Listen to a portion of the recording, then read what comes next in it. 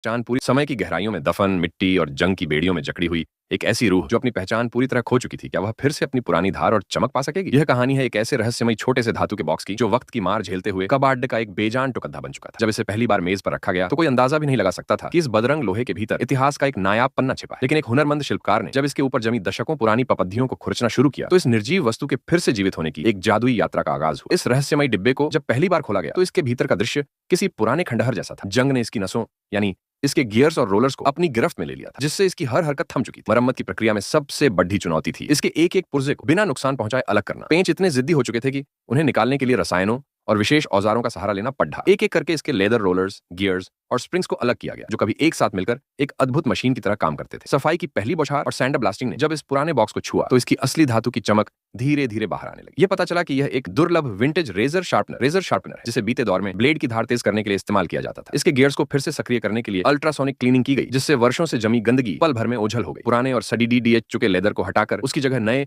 और मुलायम लेदर की परत चढ़ाई गई, ताकि ये अपनी पुरानी कार्यक्षमता को फिर से पा सके। शिल्पकार के धैर्य और कौशल ने हर छोटे हिस्से को तराश कर उसे नया जैसा बना दिया। पॉलिशिंग व्हील की रफ्तार ने धातु को वह आईने जैसी चमक दी, जो शायद 1930 के दशक में रही होगी। अंततः जब इस पुनर्जीवित शार्पनर को वापस जोड़ा गया और इसमें एक पुराना जिलेट ब्लेड लगाया गया तो हैंडल घुमाते ही गियर्स की वह मधुर गूंज सुनाई दी, जो दशकों से खामोश थी। ये केवल धातु की मरम्मत नहीं थी, बल्कि वक्त को मात देकर एक लुप्त होती विरासत को फिर से धड़कन देने की कहानी थी। आज यह अपनी पूरी शान के साथ खट दिया जाए, ये याद दिलाने के लिए कि मेहनत और हुनर से कबाड़ में भी